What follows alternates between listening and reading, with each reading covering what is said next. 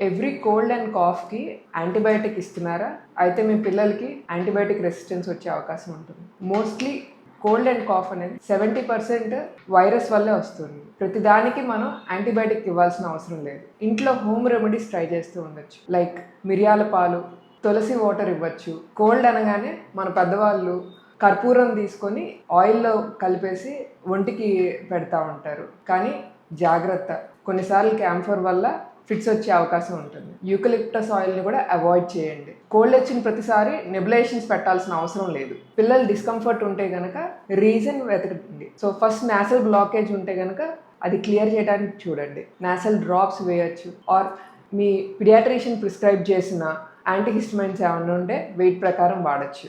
So ప్రతి cold and కాఫ్కి antibiotic use చేయొద్దు. హోమ్ రెమెడీస్తో మ్యాక్సిమం 5 to 10 డేస్లో తగ్గిపోతుంది.